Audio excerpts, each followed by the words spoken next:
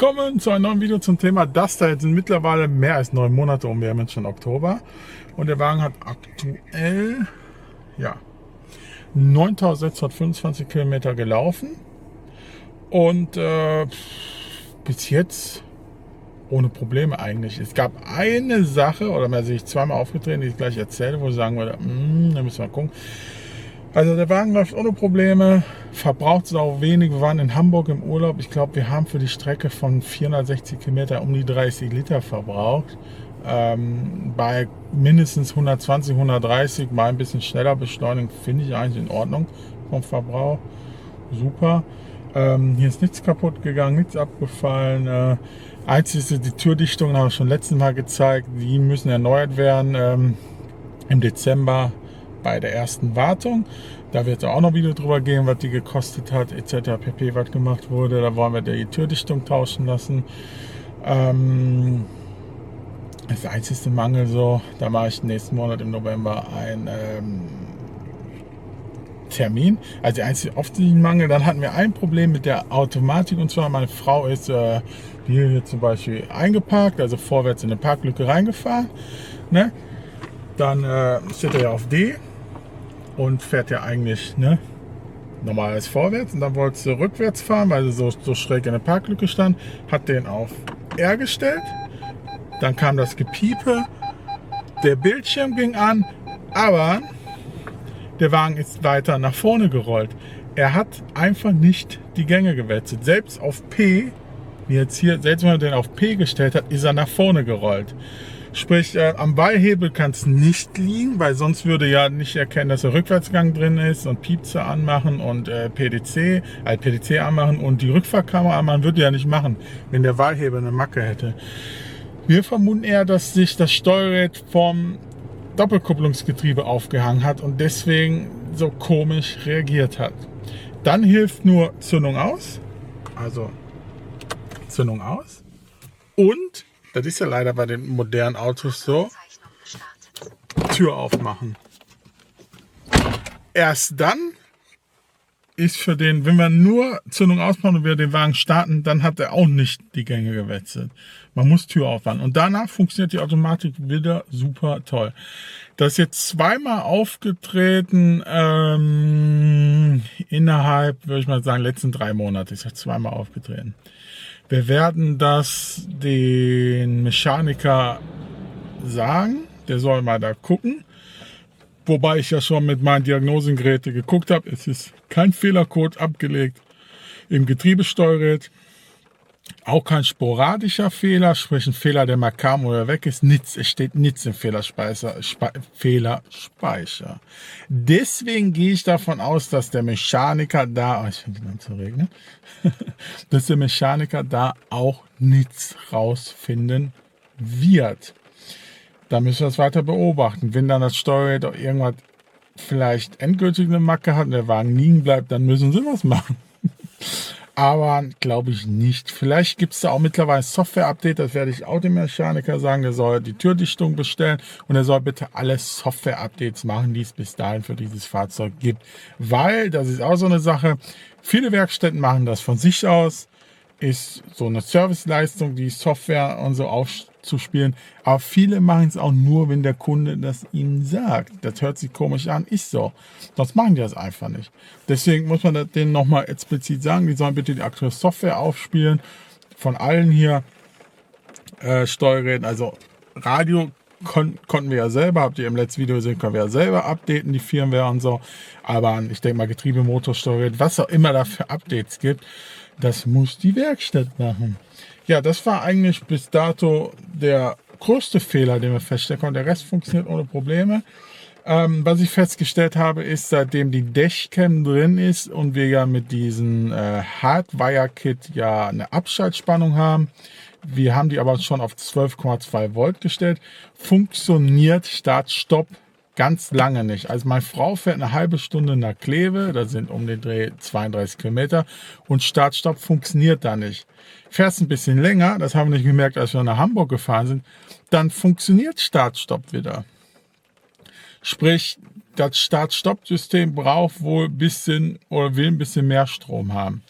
Wobei ich 12,2 Volt eigentlich als normal ansehe. Und wenn der Motor einmal läuft und lädt, sollte das ja funktionieren. Einige Leute würden sagen, beschwer dich doch nicht, ist doch gut, wenn die Kacke nicht funktioniert. Ich sage so, ja, okay, also uns stört's nicht. Also ich möchte lieber hier die Dashcams mit Parkaufzeichnung laufen haben, die dann, wenn da mal einer wirklich die Tür in die Seite rammt oder beim Ausparken in die Stoßstange hängen bleibt, das aufzeichnet, statt Start, Stopp. Also das ist das, was wir festgestellt haben. Ach so, und interessanterweise, ich mache mal die Zündung an, dann hört ihr gleich, dass die Kamera die Normalaufzeichnung startet.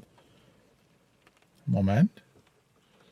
Aufnahme 3 Kanäle gestartet. So, plötzlich, und keiner weiß warum, funktioniert der Knopf. Deswegen habe ich ihn jetzt hier hingeklebt. Also ich wollte Aufnahme 3 Kanäle gestartet. ja, haben wir verstanden. Ich wollte den, das war ja meine Idee, den hier nehmen haben. Und jetzt funktioniert der. Da blau. Aufnahme 3 Kanäle gestartet. Video geschützt. Video geschützt. Der Knopf funktioniert auf einmal. Keiner weiß warum. Also einen Monat lang hat er nicht funktioniert.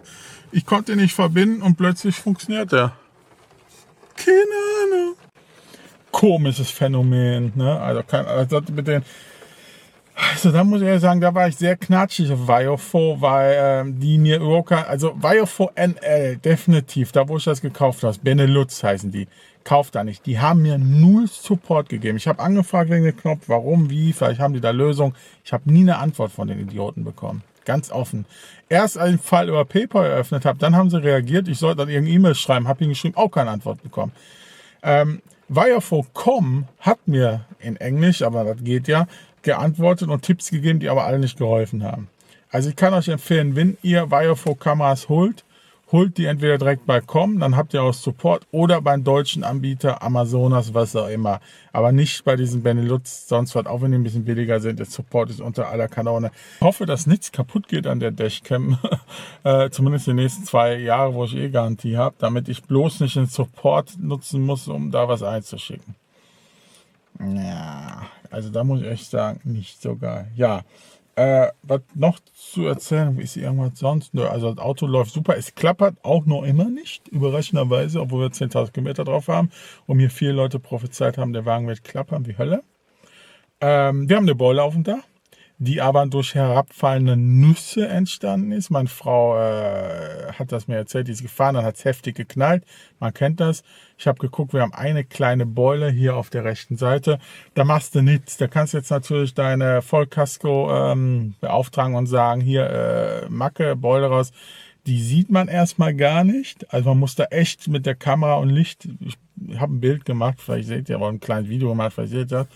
Da müsst ihr echt genau gucken. Und wenn wir das Auto wirklich vielleicht sogar nächstes Jahr oder übernächstes Jahr abgeben, dann kann man vorher nochmal einen Bollendoktor drüber gucken lassen und da die Vollkasko vielleicht einmal dann in Kraft treten lassen. Sonst ist nichts passiert in den letzten Wochen, Monaten, seit den letzten Stand der Dinge Videos. Das letzte Stand der Dinge Videos war ja kurz vorm Unfall. Unfall, ne? Kurz vor Unfall war das ja. Und jetzt, wir haben jetzt Mitte Oktober, bis auf das mit dem Automatikgetriebe, ist alles super und läuft. Ich bin gespannt im Winter mit der Heizung. Mir haben da einige Leute nochmal zu geschrieben, da scheint es wohl bis heute einfach keine Lösung von Dacia zu geben. Die einzige Lösung gibt, ist die Temperaturanzeige unmöglich hoch zu drehen. Also wenn wir 20 Grad wären, muss man auf 25 Grad stellen, wenn wir uns warm haben wir. Ist dann so, muss man wohl mitleben. Ich bin gespannt, im November soll ja der Duster 3 vorgestellt werden, angeblich, habe ich gelesen. Da bin ich gespannt, bis jetzt gibt es noch keine Infos. Es gibt ein paar YouTuber und ein paar Seiten, die so ein bisschen Fake News betreiben. Die nehmen das Bild vom Big Star und erzählen da ein von hier Duster 3 und machen dann so eine Bildershow und machen ein paar Fakten rein, die noch nicht so 100% bestätigt sind. Finde ich ein bisschen schade. Also richtig Infos über Duster 3 gibt es noch nicht. Ich hoffe, im November kommt. Der soll im November vorgestellt werden und wahrscheinlich Februar, März verfügbar sein. Oder Januar sogar, wie ich gehört habe. Mal gucken. Wenn der dann bei dem Händler steht, dann werden wir uns den auch mal angucken, eine Probefahrt machen. Da werde ich vielleicht ein kurzes Video drüber machen, muss ich gucken, je nachdem wie es geht, weil meine Frau ja dabei ist und die möchte nicht auf Kamera sein. Aber gucken wir mal, dass wir so ein kleines Video machen über den, und wenn der uns wirklich sehr gut, danke Kamera, wenn der uns sehr gut gefällt, dann überlegen wir wirklich schon nächstes Jahr zu sagen, wir bestellen uns einen neuen Duster 3 und geben den hier in Zahlung. Und ja, der hat ja nicht wenig Wert noch immer, und Gebrauchtwagen sind ja Preise, ich habe letztens Reportage gesehen, Gebrauchtwagenpreise sind um 25% gestiegen. Man findet einfach gar keine günstigen Gebrauchtwagen mehr. Deswegen wird der hier im Wert auch nicht so viel gesunken sein vom Kaufpreis. Hätten wir noch immer einen dicken Plus, sprich eine dicke Anzahlung, die man für den Duster 3 verwenden kann, damit der auch nicht so teuer wird. Ja, ich informiere mich ja auch die ganze Zeit mit dem Duster 3. Das ist jetzt Gerüchteküche. Wenn ihr das nicht hören wollt, schaltet ab, weil das Video nähert sich jetzt dem Ende. Gerüchteküche, was ich mitbekommen habe beim Duster 3 ist, er soll eben ähnlich sein wie der Bigstar von der Optik, ein bisschen kantiger. Da will ja Dacia hin. Dacia will ja so Richtung Seat Skoda gehen, also ein bisschen nicht mehr der Billigheimer Marke sein, was schade ist, weil Dacia war eigentlich die letzten Jahre der richtige Volkswagen. VW kann man ja nicht kaufen. Der Name müsste man eigentlich abändern. Die wollen höherwertige Materialien verbauen, mehr Ausstattung, so Sachen wie Lenkradheizung, beheizbare Frontscheibe. Gibt es übrigens für den Duster 2. In anderen Ländern gibt es das alles schon. Beheizbares Lenkrad, beheizbare Frontscheibe, das gibt es alles in anderen Ländern für den Duster 2 sogar. Das wollen sie aber fortführen im neuen Duster, dass man mehr Ausstattung bekommt, höherwertige Materialien, mehr Dämmung. Was ich dann gelesen habe, die hohen Benzinmotoren, das TC 130, 150 sollen übernommen werden. Doppelkupplungsgetriebe soll übernommen werden im nächsten Duster. Es sollen Hybridvarianten kommen mit bis zu 200 PS. Diesel angeblich keinen mehr, wobei da so ein bisschen Zwiespalt ist. Die einen sagen ja, die einen sagen nein. Angeblich soll es kein Diesel mehr geben. Dagegen soll es einen neuen LPG-Motor geben mit mehr Leistung. Soll es geben. Allrad soll es weiterhin dieses mechanische geben, was wir im Duster 2 kennen. Aber es soll auch ein elektrisches Allrad geben, wahrscheinlich im Hybrid mit Elektromotoren, was auch immer, keine Ahnung.